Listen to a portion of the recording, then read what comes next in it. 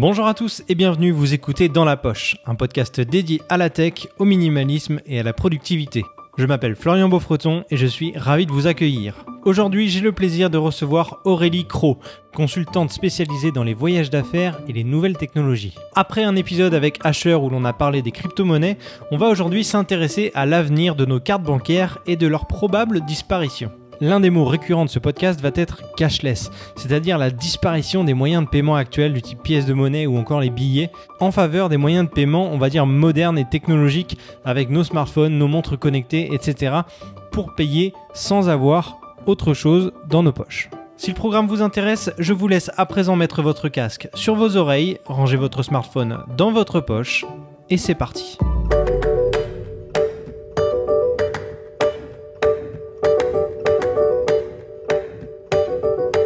Salut Aurélie, comment ça va ? Salut Florian, ça va très bien et toi ? Ouais, super, merci d'avoir accepté mon invitation. Est-ce que tu peux te présenter ? Alors déjà avec plaisir, par où commencer ? Alors en gros, moi j'ai 33 ans, je suis une grande passionnée par les nouvelles technologies et le voyage. Et en fait, j'ai décidé d'allier ces deux passions pour en faire mon métier. Donc aujourd'hui, je suis consultante. J'ai pas vraiment de titre en soi. C'est un peu ce qu'on appelle la slash generation, à faire pas mal d'activités complémentaires. Mais en gros, j'accompagne mes clients sur des projets relatifs au voyage d'affaires, à la technologie, que ce soit sur du marketing, de l'événementiel. Et à côté, je partage un peu mon style de vie parce que je travaille tout en voyageant. D'accord, donc en gros, on parlait un peu en off avant et tu me parlais du terme bleisure. Qu'est-ce que ça veut dire ? Alors, le terme bleisure, en gros, c'est un mot valise. C'est un peu les nouveaux mots qu'on voit apparaître à consonance un peu anglaise. Bleisure, c'est une contraction de deux mots qui sont business et leisure. Ok. Donc, tout simplement, c'est l'art de prolonger un déplacement professionnel pour le plaisir. En gros, tu vas pour une réunion ou pour une conférence à New York et tu te dis, je suis à New York pour le boulot, tant qu'à faire, je vais en profiter, je vais passer le week-end sur place ou peut-être passer un peu plus de temps sur place. C'est le bon plan, je paye pas mon billet d'avion, c'est en quelque sorte, c'est la boîte qui paye, ou dans mon cas, parce que je suis à mon compte, c'est mon client qui paye. Et moi, du coup, je vais en profiter, en tirer le max pour, on va dire, bénéficier de l'opportunité de voyager pour le boulot et voir le monde en même temps. D'accord. Toi, c'est ton métier actuellement, on va dire. Tu travailles et tu voyages en même temps, tu profites de ça. T'es un peu, comme on en avait discuté d'ailleurs avec Bruno Malter dans un épisode, t'es une digital nomade en fait, c'est ça ? Ouais, c'est ça. C'est ça en fait. Comme Bruno l'a super bien expliqué dans le podcast, c'est un style de vie en fait. C'est pas forcément un métier. Il y a beaucoup de métiers qui permettent en fait cette liberté de pouvoir être localisé n'importe où dans le monde à partir du moment où on a le bon matos et la bonne connexion pour pouvoir bosser. Et voilà, j'ai un style de vie identique à Bruno, tout en ayant un boulot très différent et un rythme aussi différent. Ok. Absolument. Et donc, en parlant de digital nomade, ton travail, tu as besoin de quel matériel, toi, pour travailler concrètement ? Parce que tu fais, je crois que tu fais un petit peu moins de vidéos ou de photos que Bruno, typiquement. Quel est ton matériel à toi ? Alors moi, c'est mon MacBook. Ça va être tous les logiciels de collaboration. Tu vois, ça va être du Zoom, ça va être Slack, ça va être Skype, ça va être Trello pour les gestions de projets. Mais en gros, c'est tout. Et je me balade en fait parce que maintenant, ça fait 2-3 ans que j'ai beaucoup de questions, notamment des jeunes générations. Comment t'as fait ? Parce que voilà, ce style de vie, moi, ça me fait rêver, mais c'est pas facile. Parce que je partage beaucoup mon expérience sur LinkedIn parce que je voudrais aussi que les entreprises prennent conscience qu'en fait, c'est possible. Même quand on est salarié, c'est possible de donner cette liberté à des collaborateurs. Tu vois, sans forcément être freelance ou à son compte. Et du coup, je reçois toutes ces questions-là et je me trimballe avec mon petit... j'ai un Sony compact, tout petit, et un GorillaPod où je capture en fait mon expérience et je fais des vlogs. C'est tout nouveau, hein. Je suis en train d'en faire, là, je te parle en ce moment, je suis en Colombie. Et j'ai partagé la magie des podcasts, on peut être à l'autre bout du monde et enregistrer des épisodes en même temps, c'est super. on met en pratique ce dont on parle en ce moment même pendant ce podcast, en fait. Voilà, c'est ça. Et donc, mon matos, en fait, se résume un peu à ça. C'est tout. J'ai mon iPad que je prends sur moi parce que, voilà, j'adore Netflix. Donc, pour moi, c'est aussi plus pratique. Mais j'ai pas besoin de matériel très sophistiqué, voilà. Et la vidéo, en fait, pour les faire, je bosse avec un ami à moi qui a une agence qui est basée à Maurice. Donc, moi, je lui envoie tous ces files-là sur Dropbox, d'où l'intérêt aussi d'avoir une bonne connexion, parce que le cloud, la synchronisation, tout ça. Mais voilà, j'ai cette liberté. Mais mine de rien, tu vois, je reste une fille et je devrais apprendre à voyager un peu plus léger quand même. J'allais te poser la question. Tu voyages avec un sac à dos ou t'as des bagages en soute à chaque fois? Alors, j'ai des bagages en soute parce que mon sac à dos, t'es pas minimaliste alors? Non, je suis une fake minimaliste. Je corresponds qu'à 50% de ton podcast. Non, en fait, mon bureau, en fait, si tu veux, c'est mon sac cabine où je vais avoir tout mon matos et mon sac que j'enregistre, ça va être voilà mes fringues, ma trousse de toilette, tout ça, parce que voilà, moi je peux pas voyager qu'avec 2 paires de chaussures, tu vois, c'est pas possible. J'ai besoin d'avoir un peu de choix quand même vestimentaire quand je pars 2 mois et demi. Mais il faut que j'apprenne à tu vois, je vais devoir suivre quelques youtubeurs là qui donnent des conseils sur comment faire ses bagages et comment voyager léger. Ça me sera utile. Faut que t'apprennes à plier tes vêtements comme Marie Kondo, etc. pour gagner de la place.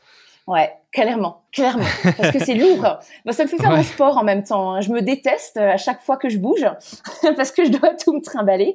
Mais bon, voilà, c'est pas insurmontable. Et comment on en arrive à parler de paiement? Parce que je te rappelle quand même que cet épisode, il va tourner autour du paiement et du cashless, comme on dit.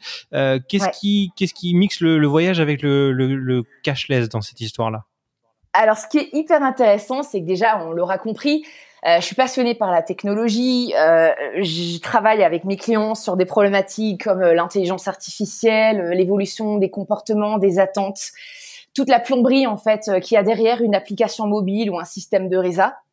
Et en fait, en discutant beaucoup avec mes clients, on s'est rendu compte qu'on parle beaucoup d'expérience utilisateur, de UX qui est transparente, tu vois, le seamless dont on entend parler beaucoup. Et on se dit, en fait, il y a un point de friction qu'on retrouve souvent, c'est au niveau du paiement. On sera toujours arrêté. Tu peux proposer, tu vois, des expériences utilisateurs, des choses les plus fluides possibles. Le paiement aujourd'hui n'est pas encore complètement transparent. Qu'on soit en voyage ou pas d'ailleurs. Hein. Exactement, qu'on soit en voyage ou pas. Et moi qui voyage dans tous ces pays-là, ce sont des marchés qui ont des comportements très différents relatifs au paiement. Tu vas en Asie, évidemment, tu peux pas forcément faire du contactless partout. Hein, c'est très cash. Ici, c'est pareil, en Amérique centrale et tout, c'est encore, faut que tu trouves un bon vieux distributeur où je voyage avec 3 cartes bancaires. Tu vois, hier, c'est ma 3e carte qui a marché au distributeur. Donc, on n'est pas encore, la blockchain, on n'y est pas encore. Hein. Ouais, non, on était trop dans le futur avec Owen. Ouais, mais Owen, c'était super intéressant. Mais en gros, si tu veux, il y a un client qui m'a contacté, qui m'a dit tout simplement, voilà, c'est un client qui évolue dans du B2B. Donc, lui va s'adresser à des entreprises, à des sociétés qui vont fournir des moyens de paiement à des collaborateurs dans l'entreprise. Typiquement, Florian, tu voyages pour ta boîte. Du coup, on va t'envoyer une carte via une application. Tu vas la rajouter dans ton téléphone, dans ton digital wallet, et tu vas payer toutes tes prestations avec ton téléphone, en sans contact. Et on s'est dit, voilà, la techno, elle est prête. Elle est mature, elle fonctionne, mais est-ce que sur le terrain, on peut vraiment l'utiliser? Où est-ce qu'on en est? C'est quoi la réalité du terrain? Et on a créé ensemble, si tu veux, un test, un genre de test d'industrie. Et ils m'ont envoyé à travers cette campagne, parce que c'était une campagne qui restait quand même une campagne marketing, mais c'était du storytelling qu'on a créé derrière. On a créé la mission cashless. Et on s'est dit, voilà, je vais partir dans 6 destinations business qui sont assez populaires. Et je vais voir dans quelle mesure c'est réaliste ou pas de payer pour tout avec mon smartphone en sans contact ou en Apple Pay, parce que j'ai un iPhone, intégré dans les apps.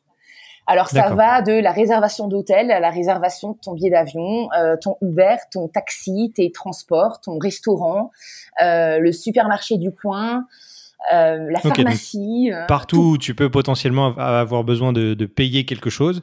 Tu l'as testé dans 6 villes différentes, dans des pays différents. Et ça, c'était un projet que tu as fait en vidéo et qu'on peut voir, c'est ça?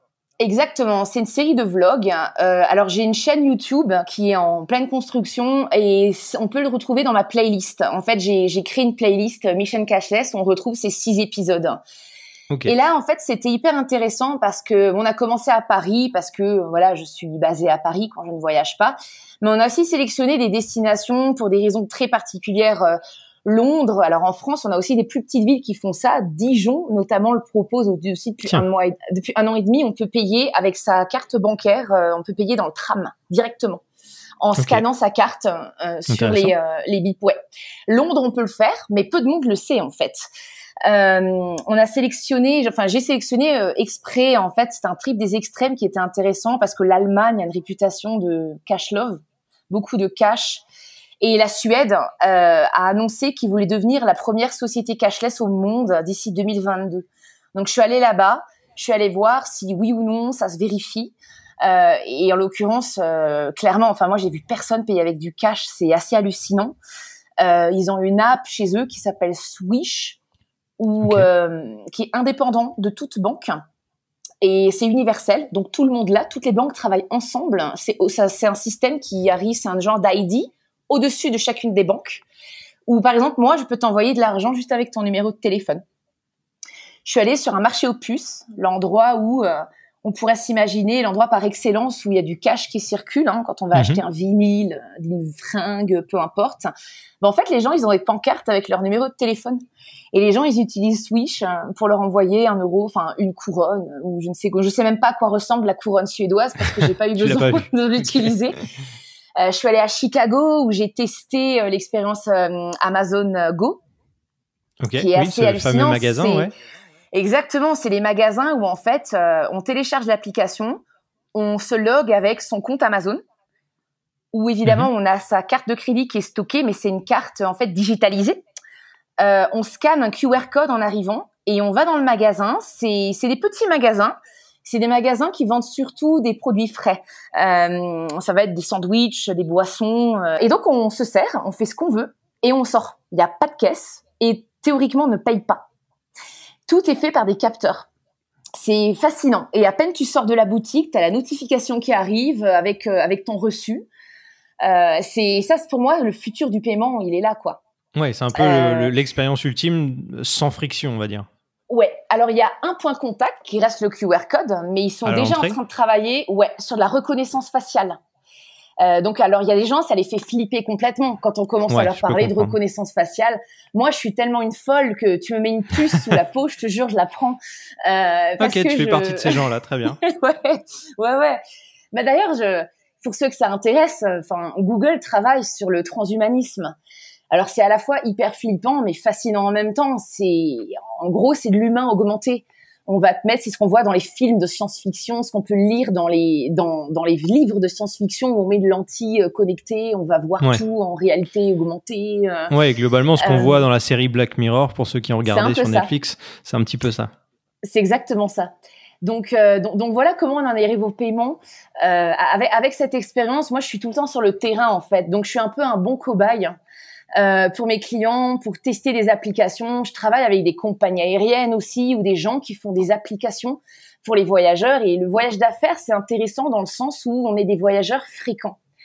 Ouais. Donc, on va avoir des demandes, on va avoir des exigences qui sont un peu plus pointues aussi que les voyageurs loisirs. Et on supporte moins les choses qui ne fonctionnent pas parce qu'on n'a plus cette patience-là. On est tout le temps sur la route, on a besoin de choses qui sont efficaces et effectives. Et le paiement en fait grandement partie. C'est un luxe, c'est un confort de fou. Moi, j'ai tout le temps les mains pleines, j'ai mon Apple Watch tout le temps sur moi, je paye avec mon Apple Watch. La note de frais, parce que ça, c'est prise de tête pour tout le monde, pour ceux qui font des notes de frais, qui écoutent ce podcast, mais I feel you, quoi. C'est horrible à faire. Et aujourd'hui, c'est hyper simple. T'as la ligne qui se crée automatiquement dans les apps, tu prends la photo, c'est réglé, tu rentres au bureau, tu soumets ça à ton boss, c'est fini. Donc le paiement, en fait, c'est la porte d'entrée à des expériences qui sont complètement transparentes. Juste pour faire un espèce de résumé de tout ça, de l'expérience cashless, pour les gens qui ne comprendraient pas ou qui voient pas forcément l'intérêt ou l'impact, etc. Quels sont pour toi les avantages et à quoi ça servirait et vers quoi ça tend? C'est-à-dire que, est-ce que dans le futur, ou même bientôt, on n'aura plus du tout de monnaie physique, de pièces, de billets, etc. Ou est-ce que ça va encore exister longtemps? Comment ça évolue pour toi, toute cette tendance? Alors, je pense qu'il y a deux vitesses, clairement. Il y a des marchés qui sont hyper avancés, on en parlait, c'est les marchés nordiques en Europe. Tout ce qui est Finlande, Suède, Norvège, Danemark, c'est assez hallucinant. Eux, déjà, n'utilisent quasiment plus de cash. Tu as beaucoup de restaurants qui sont cashless, complètement cashless. Les États-Unis, on y arrive, tu vois, avec des concepts comme Amazon Go, mais ça va prendre du temps. Ouais, ça doit dépendre aussi des États, j'imagine. Oui, ça dépend des États. Je pense que c'est aussi générationnel. Il y a aussi un certain lobby de la part de banques, je pense. Okay. Pour passer sur du pur cashless, des banques, Apple Pay, c'est pas cheap, c'est plus cher. Un marchand, en fait, il doit payer un fee un petit peu plus important quand il accepte certaines méthodes de paiement. On le voit, va dans une brasserie parisienne et va essayer de payer en carte un café à 2 balles. C'est pas possible, on va t'envoyer sur les roses, on va dire ah non, la carte c'est minimum, il y a des 10 minimums, 15 euros. Voilà, donc je pense qu'il y a aussi si tu peux expliquer rapidement pourquoi il y a un minimum et pourquoi les commerces comme ça refusent les paiements en dessous de 10 euros par exemple. En fait, ils payent tout simplement une commission à la banque parce que les TPE qui sont en fait les petits boîtiers de paiement qui soient sans contact ou pas, en fait, c'est une petite commission, c'est un pourcentage de transactions que la banque se reverse. Et ben il y a des marchands, je peux comprendre, hein, il y a des marchands à juste titre qui se disent pour des transactions d'un tout petit montant, moi je veux pas payer des commissions parce qu'en fait ça devient ridicule. Mais en fait, si on se positionne d'un point de vue consommateur, c'est pas du tout consumer friendly, hein, comme on dit. McDo, ça fait longtemps, je crois que à la base, il y a quand même un minimum de 50 centimes ou 1 euro, mais je suis même pas sûre que tu peux acheter quoi que ce soit pour moins d'1 euro, de toute façon, à McDo. Mais depuis longtemps, en fait, c'est ces gens-là, c'est du Starbucks, du McDo, qui mine de rien, ouais, c'est des grandes chaînes, mais c'est elles qui vont faire bouger les plus petits. Mais voilà, il y a quand même aussi, il faut en parler, hein, ces business models qui tuent un peu des petits commerçants. Et il va falloir régler ça. Donc, pour passer sur du cashless, il faut aussi que derrière, si on accepte tous ces moyens de paiement digitaux, qu'il y ait des business models qui évoluent un peu derrière, des accords commerciaux qui soient trouvés, qui soient win-win pour tout le monde en fait. Ok, mais est-ce qu'on peut imaginer que les banques acceptent de ne pas prendre de commission ou alors une commission encore plus faible qu'actuellement pour permettre justement à tous ces plus petits commerçants d'accepter des paiements en sans contact avec des petites sommes? En fait, tu vois, je vais faire une transition, je vais faire un parallèle. Aujourd'hui, c'est exactement la configuration qu'il y a sur les nouvelles banques qui sont issues de la fintech. Et les banques un peu à l'ancienne, un peu plus dinosaures quoi. Tu vois apparaître tous les voyageurs, pour ceux qui écoutent ce podcast, les voyageurs qui sont très fréquents, ils ont sûrement soit une carte Revolut, soit une N26, soit une Boursorama Ultime. Enfin moi j'en ai plusieurs de ces produits-là où en fait tu ne payes pas de frais quand tu payes en devise. Tu vois, aujourd'hui, si tu vas aux États-Unis, tu as une carte à l'ancienne, tu vas payer, je sais pas, une prestation $10. En fait, tu vas payer 3% de fees. Juste parce que tu payes en devise, ta banque va te prendre 3%. Ces nouvelles banques ne facturent pas, en fait, ces frais. Donc, pour répondre à ta question de base, oui, je pense qu'il faut qu'il y ait une évolution des modèles aussi de comment les banques gagnent leur argent. Parce que, arrive un moment, ces nouvelles banques, elles arrivent sur le marché et elles gagnent de l'argent. Donc, il y a des modèles qu'il faut faire évoluer. Il y a des marchands aussi qui acceptent, même si c'est une presta de 2-3 euros, ça les dérange pas d'accepter la carte parce qu'ils se disent aussi, faut penser aux clients et plus on accepte les méthodes de paiement, plus on va avoir du volume, donc tout le monde est gagnant. Mais c'est une conversation complexe parce que il y a beaucoup d'acteurs qui sont, on va dire, il y a une couche, un millefeuille d'acteurs en fait. J'ai appris ça, moi j'y connaissais que dalle à tous ces trucs bancaires il y a 1 an, et c'est en travaillant là-dessus, en posant toutes ces questions que j'ai appris un peu comment ça fonctionnait en fait, tous les intermédiaires au milieu du système bancaire en fait. Ok. Donc, est-ce que tu penses que c'est, on va dire, utopique d'imaginer qu'en France, dans les années à venir, on pourra se passer totalement de billets, de pièces de monnaie et d'utiliser uniquement soit notre smartphone ou notre montre connectée pour payer des choses dans tous les commerces? Alors, la France, c'est pas le pays qui est le plus early adopter, on va dire, par expérience. Alors, l'Allemagne est pire. Okay. Il y a toujours pire que soi, en fait. Hein. Mais on a tendance quand même à être un peu conservateur. Maintenant, ça va, ça se généralise. Mais ce qui est drôle, c'est, je sais pas toi si ça t'arrive, moi, je vais dans ma boulangerie de quartier. Hein, tu prends ton pain, tu prends tes trucs, on te demande l'autorisation d'utiliser le sans contact de ta carte. C'est oui, ouf quand même.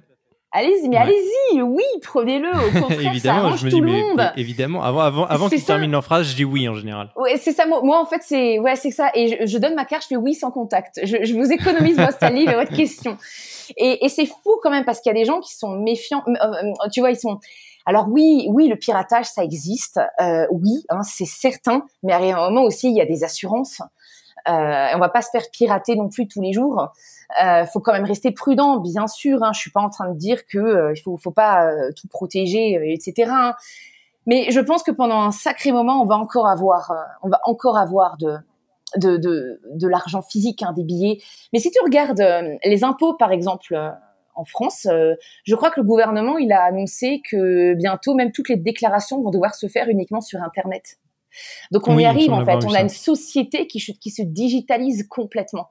Et pour aussi une traçabilité des paiements, le blanchiment d'argent, voilà, toutes les choses moyennement légales, etc., qui se font en cash. Donc je pense qu'on a aussi une législation qui va évoluer de plus en plus. Avoir un compte bancaire, je pense que dans nos pays, 98% des gens doivent sûrement avoir un compte bancaire. Hein. Pour ceux qui sont intéressés, regardez Swish. Ce qui se passe en fait en Suède, c'est assez intéressant. Ça s'écrit SWISH. Voilà, c'est une initiative moi que je trouve super intéressante, qui va vraiment clairement aider à basculer vers une société cashless. En France, on n'y est pas encore. Et il y a quand même des gens aussi qui aiment leur cash, quoi, et c'est générationnel. Ouais. Et je pense que quand il y a, voilà, quand on va arriver déjà des gens qui vont partir à la retraite et nous autres millennials qui vont devenir des vieux millennials de 50 ans ou 60 ans, 70 ans, on arrivera aussi avec des nouveaux usages. Mais il y a aussi le côté flicage qui plaît pas. Ah, moi, j'ai pas envie que ma banque, elle voit tout ce que j'achète. Ça la regarde pas. Donc, je pense aussi qu'il va falloir avoir une anonymisation des achats. Et là, je fais le lien avec ce que j'ai entendu, voilà, sur la blockchain. Donc, l'argent digital, peut-être qu'il passera plus par une carte bancaire et par un compte physique. Ça passera peut-être par des crypto-monnaies qui sont complètement intraçables et anonymes, pour aussi garantir plus de confiance finalement. Parce que je pense aussi que, et à juste titre, il n'y a pas une confiance entière dans les banques. Par rapport à, justement au cashless, au fait de ne plus avoir de pièces et de billets, etc., est-ce que c'est pas aussi exclure une partie de la population? Je pense aux gens les moins favorisés ou même imaginons les sans domicile fixe, etc., qui eux, dans la rue en général demandent de l'argent. Là, on pourra plus rien leur donner si on n'a plus de pièces de monnaie. Et après, on s'en parlait de sans domicile fixe, mais des gens qui ont moins de moyens, qui n'ont pas forcément le téléphone portable, etc., dernier cri, machin. Est-ce que c'est quand même jouable pour tout le monde de passer au paiement sans contact et sans avoir de monnaie sur soi? Je ne pense pas. Aujourd'hui, non. Peut-être un jour, quand on aura voilà, des technologies qui seront tellement avancées qu'on aura ma fameuse puce sous la peau, ou je ne sais quoi, mais tu soulèves un bon point. Il y a effectivement une partie de la population qui en fait est un peu marginalisée par tout ça et ne pourra pas bénéficier à court terme de tous ces développements. Je pense que, alors j'ai pas de boule de cristal, mais ça va bien prendre au moins 20-30 ans pour qu'il y ait des grosses avancées significatives, hein, je pense. Oui, pour que tout le monde puisse en bénéficier. Après, dans le, on va dire aujourd'hui, pour une grande partie de la population, et là je parle surtout de la France, c'est quand même possible d'utiliser du sans contact un peu partout dans les commerces. dans les commerces tout simplement. Donc c'est quand même quelque chose qui est actuel, mais qui mettra du temps à se démocratiser. Après, ça reste quelque chose qui est cool pour nous qui sommes nés dans les années 90 ou 2000 et on voit ça d'un point de vue très positif, je pense. Comme tu disais, je pense qu'il y a aussi les plus anciennes générations qui voient ça, qui sont un peu moins emballées par la technologie parce que ça leur fait peur, peut-être aussi, de ne plus avoir leur petit portefeuille avec leurs pièces de monnaie à donner à la boulangerie. Mais c'est quelque chose de très intéressant et je pense que tu vas continuer à faire tes expérimentations et relater tout ça dans des vidéos pour motiver les gens à passer au sans contact.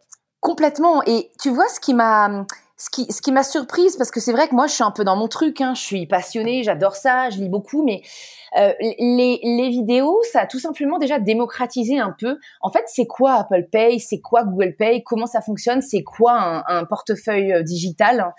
Et tout simplement, en montrant comment ça fonctionne, et moi, je suis hyper contente, il y a plein de gens qui m'ont contacté en me disant « Mais en fait, je connaissais pas, et j'ai essayé. » J'adore. Et depuis, j'utilise quasiment plus que ça. Dès que je peux l'utiliser, j'adore. Et quand je peux pas l'utiliser, je suis frustrée. Et en fait, c'est un peu mon objectif. Et je suis super contente de pouvoir démocratiser un petit peu des usages comme ça, qui peut-être de prime abord, ça fait un peu peur parce qu'on a un peu peur de ce qu'on ne connaît pas en fait. Et à ce côté, oulala, moi ma carte dans mon téléphone, mais si on me vole mon téléphone, je fais quoi? Et en fait, on se rend pas compte que c'est encore plus sécurisé qu'une carte de crédit, parce que derrière, c'est lié à un code ou à une empreinte digitale ou à Face ID. On peut payer plus que 30 € parce que justement, ça fait office de PIN. En fait, quelque part, ce contrôle supplémentaire. Oui, on a une sécurité supplémentaire pour déverrouiller déjà son téléphone ou l'option de paiement. Donc, de toute manière, on a une sécurité qu'on n'a pas juste avec notre carte qui est dans notre poche. Tout à fait. Et en fait, tout simplement, on va convaincre par l'usage. Faut tout simplement mettre le pied à l'étrier aux gens, leur montrer les choses, les faire essayer. Et je pense que, tu sais, c'est comme absolument toute solution technologique. Quand elle est utile et quand on y trouve de la valeur, on va l'utiliser. C'est pas plus compliqué que ça. Bon Aurélie, on a parlé du smartphone et de la watch pour payer sans avoir de carte bancaire sur soi. Est-ce qu'on peut imaginer d'autres systèmes pour payer sans même avoir son téléphone et sa montre avec soi? Ouais, complètement. En fait, le cashless, en fait, si on regarde la définition pure, c'est en fait ne pas avoir d'argent physique. Alors évidemment, là, on parle d'objets connectés, ceux qu'on a au quotidien, le smartphone, son Apple Watch, mais en fait, on peut très bien imaginer ceux qui ont Alexa ou un Google Home.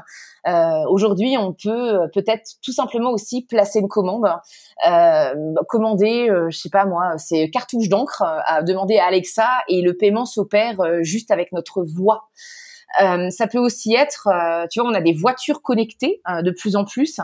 Tu vois, t'es dans ta voiture et voilà, t'as un coup de tête ou tu penses à acheter quelque chose ou réserver ton prochain vol, va savoir. Mais aujourd'hui, voilà, je pense qu'il y a aussi tous ces assistants virtuels. Tu vois, ça peut passer par Siri, mais voilà, la voix qui peut aussi faire. Ok. Et la reconnaissance vocale serait l'empreinte, enfin la sécurité qui permettrait de valider le paiement, c'est ça? Exactement. Okay. Grâce à une carte qui serait stockée sur un cloud. Finalement, on peut imaginer une multitude de manières différentes d'accéder à du paiement qui, pour le coup, serait vraiment transparent. Ok. Bah écoute, merci beaucoup Aurélie pour toutes ces infos. Où est-ce qu'on peut te retrouver pour voir toutes ces fameuses vidéos dont tu parlais pour éduquer ou apprendre aux gens comment se servir du sans contact? Alors, on peut me retrouver, j'ai une chaîne YouTube qui est en cours de construction, mais j'ai une playlist avec toutes ces vidéos Mission Cashless. Et sur LinkedIn, où je partage beaucoup d'actualités, ainsi que Twitter et Instagram. Bon, super. Je mettrai tous les liens en description du podcast pour que vous puissiez aller les écouter. Et donc voilà. Merci beaucoup Aurélie. À très bientôt. Avec grand plaisir. À bientôt. Voilà, ce podcast est terminé. J'espère que cette conversation vous a plu et qu'elle vous aura intéressé. N'hésitez pas à me le dire en commentaire ou à me laisser un avis sur Apple Podcast. N'hésitez pas également à me dire si vous utilisez déjà le paiement sans contact avec votre wallet sur un iPhone ou sur un Android. Je suis curieux de savoir quels sont les plus geeks d'entre vous. Si vous êtes encore là, un grand merci pour votre fidélité, ça me fait vraiment plaisir. J'espère que ces épisodes vous plaisent et d'ici le prochain, je vous dis à très vite dans votre poche.